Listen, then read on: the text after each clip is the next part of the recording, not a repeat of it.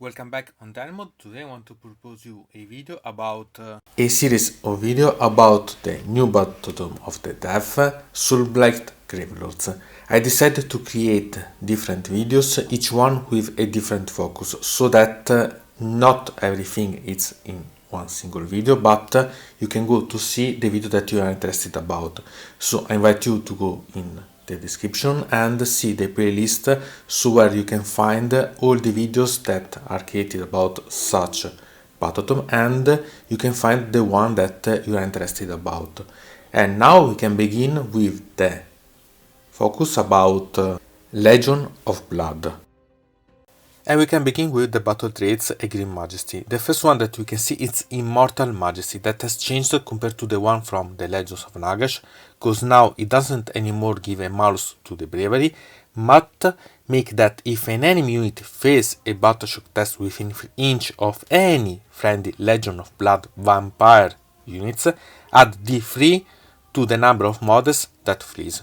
So it becomes really quite interesting, because in some way it's a malus compared to before, but it's a bonus, because you had the option to combine eventually such battle trait for the Legends of Blood with the general one Reanimated Horrors, so to gain some malus from those ones, even if they are associated with the Death Raptors and the Dead Walkers ones, but anyway you can combine their usage. And eventually you can use about the vampires with the soul crushing content as command trait of the Legion of Blood, that we'll see it later. So anyway, it can be quite interesting, moreover, because if the opponent unit fails the battle shock, it amplifies the effect of the battle shock, so it can save you quite a lot of efforts and even maybe delete, because it makes run all the models that are in that unit. So it can be quite interesting. Okay, it's not so sure, you have to have the option that you make fail the battle shock test to the opponent, but anyway it can be quite amusing. And the next battle trait about Legends of Blood, it's Favored Retainers, that has completely changed compared to the previous of the Legends of Nagash 1. And it says that you can ignore the negative modifiers to hit and wound rolls for attack made with melee weapons, only melee, by friendly Legends of Blood Death Raptor units, while there are volley within 12 inch, so not a small part anyway, of a friendly Legion of Blood vampire unit, not hero but unit, or volley within 18 inch, so it's easier, of a friendly Legion of Blood vampire hero that is a general. So the general has to be a vampire hero in this case to apply such one. So this battle trait, it's quite interesting, because it talks about the Fratos and gives quite a lot of bonuses, because you have also the battle trait of the Soulblight Gravelords in general. So you have also the Reanimated Horrors, and you have a lot of options that make this option quite interesting, because this battle trait make you that you can gain a lot of bonuses on your Death Raptors Blood of Legion of Blood units and no maluses to hit and roll. So it's really quite interesting, because hit and wound rolls are really quite good with this unit. So I think that can be quite an amazing battle trait to think about. And now we can move on the command traits called Instruments of Neferata Will. And the first one of such command traits that we can see is Premeditated Violence, that say that if an unmodified hit for an attack made with a melee weapon by this channel is a result of 6, so a natural 6, that attack score 2 hits on the target instead of 1. Make a wound and save roll for each hit. This it's quite important, because it means that you can amplify a lot the attacks that this model can have. There could be some problems about what you can consider about gaining such bonuses if all the model like general, so even the mount and the other option that it has as attacks, or only the technical debuter, the rider itself. So it can be quite problematic in that way, but because it could the general, it implies that it should have also the mount itself and so on.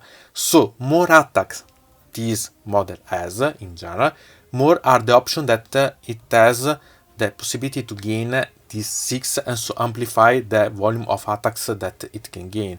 But remember that if with a 6 this model gain the mortal wound to the opponent, the additional attack that you generate will not have a result of 6 at the base, so you should make a wound separately as rolling, so you can't make another mortal wound in such a way. So pay attention about such detail. Still, this is quite amazing because it means that if you are able to gain a general with this command trait that has a lot of attacks, you can really make even more attacks available. So I think that can be quite interesting for that type of general if you take them.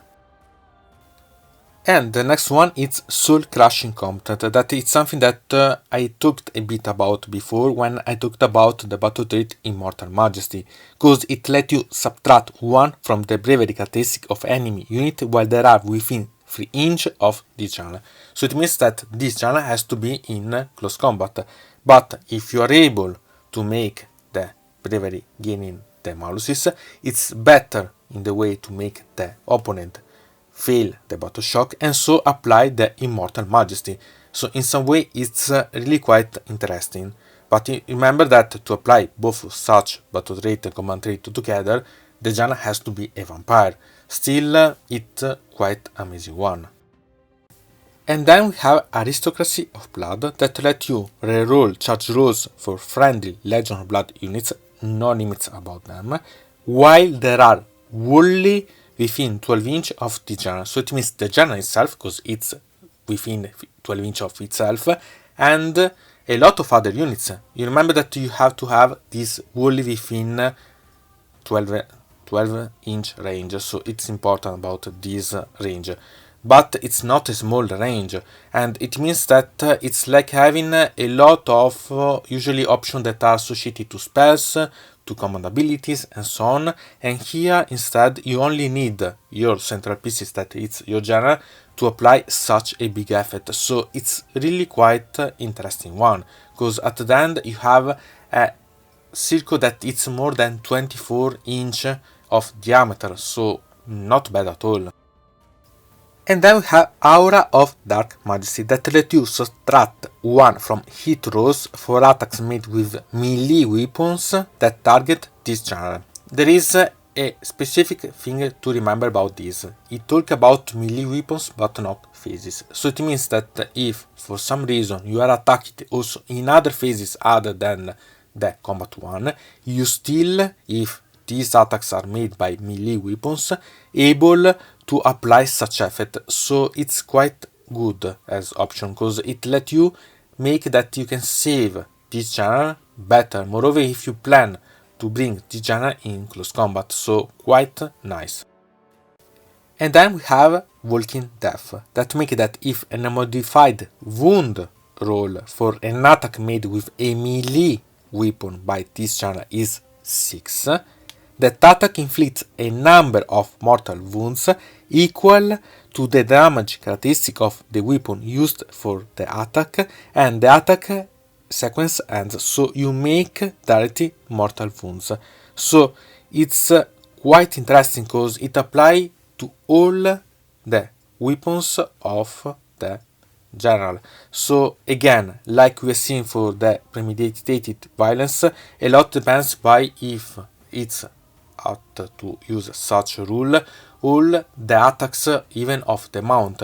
But in the case that it is, it's really quite amazing, because it means that you can make that more attacks you do, more wounds you can do, and easier it's to gain 6 to the roll of the wounds and so make mortal wounds. So really quite interesting thing. Moreover, if these attacks made more damage, because it means making even more mortal wounds themselves. So really quite a nice as command trait. But remember that it apply only on the wounds, only on 6, and it give a lot of damage, even more, if it apply in the way that it has more damage on such wounding, so it's really quite interesting one. And then we have Sanguine Blur, that make that friendly units that starts a pile-in move wholly within 2 inch of this general can move an extra 3 inch when they pile in.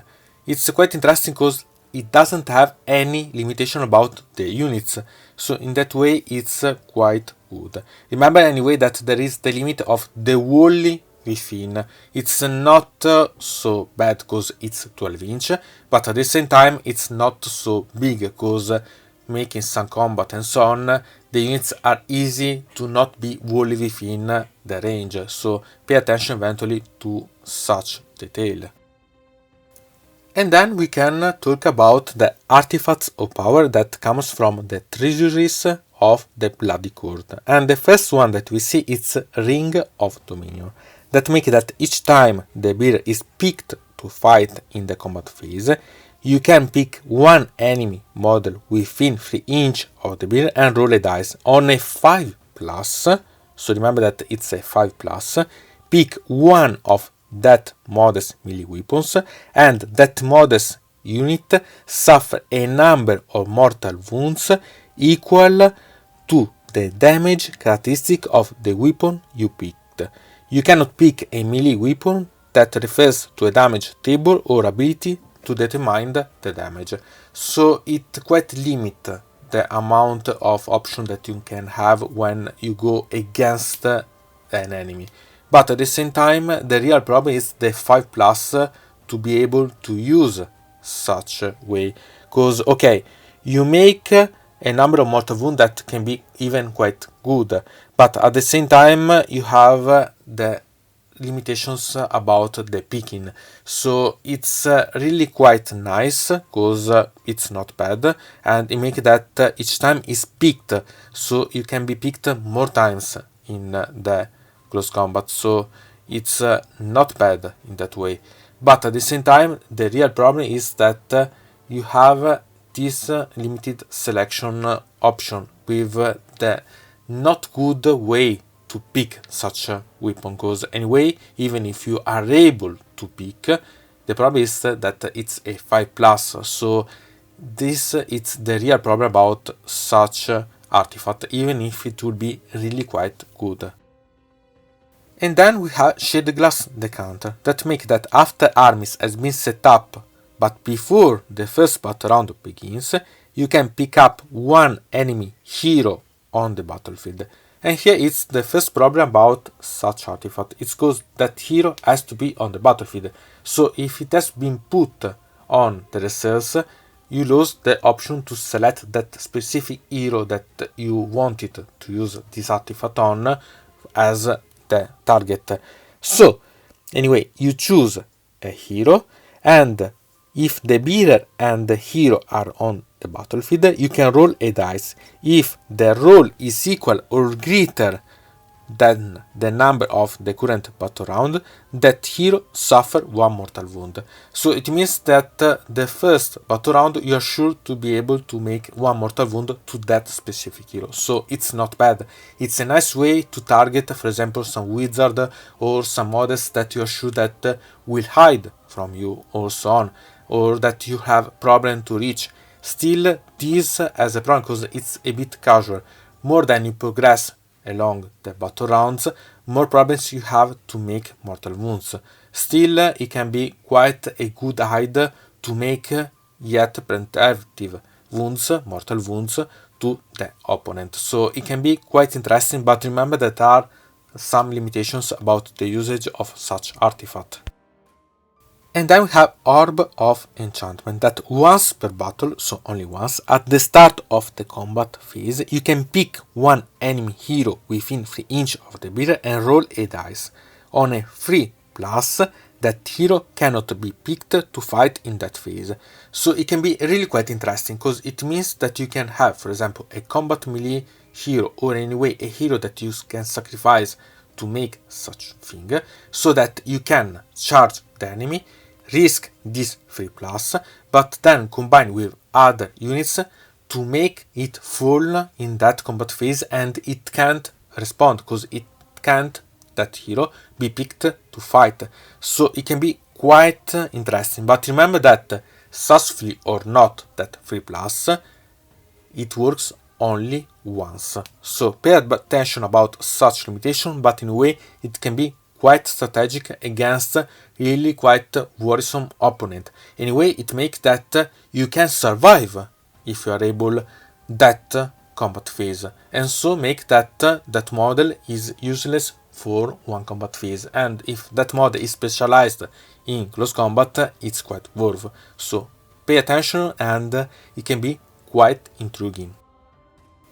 And then you have Soulbound Garments that let you add 1 to zeros for attacks that target the bearers, and it means any source of attacks, melee or shooting ones. So it can be quite interesting in such a way to improve the zeros for your model. So quite nice. And then we have a really nice artifact that it's Oubliette Arcana, that once per enemy hero phase, when an enemy wizard successfully casts a spell within 18 inches of the bearer, and that spell is not bound, even if a friendly wizard attempted to unbound that spell, and it's quite important because it means like having a twice option to unbound the spell itself.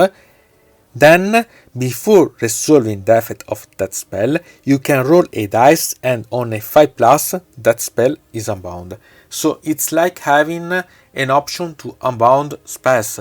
It can be quite nice to give to a model that doesn't have the option about unbounding, to give the option to do it, or anyway to reinforce the unbounding option. Okay, it's on a 5 plus, but consider how the unbounding of the spell works, it's not so bad too, because you have 1/3 possibility to make such unbounding. And if you finish or you don't have enough mages or enough dispelling and unbounding options, it can be quite nice to remember.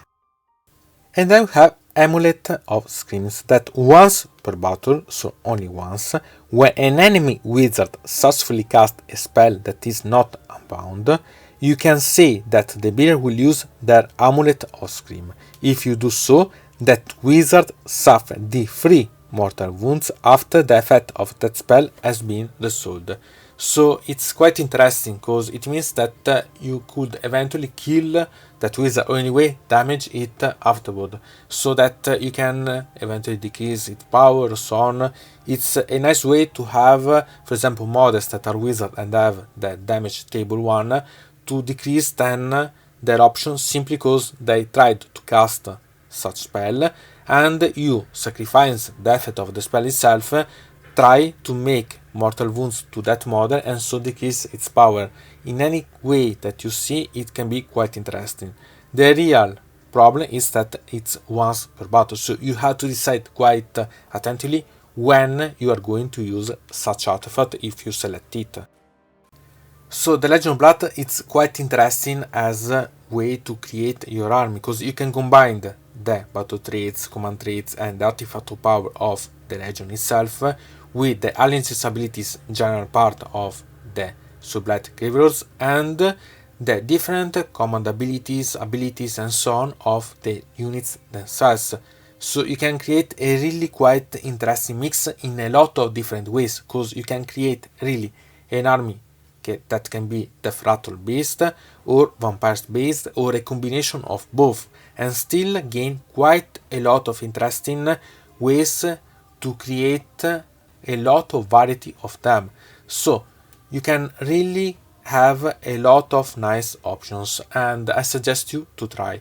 Remember that in the description there is the playlist with all the other rules about the different ways to create an army with the Soulblight Gravelords, and remember that there is always the video about the Soulblight Gravelords ability, the general part, that are always useful for each legion or dynasty that you are going to choose. Anyway, from Dynamod it's everything. I invite you to put a like on this video, to subscribe to the channel, to ring the bell, and to comment this video if you are interested in something about this video or you want to suggest me some arguments for other videos. I hope to see you again. to the next time.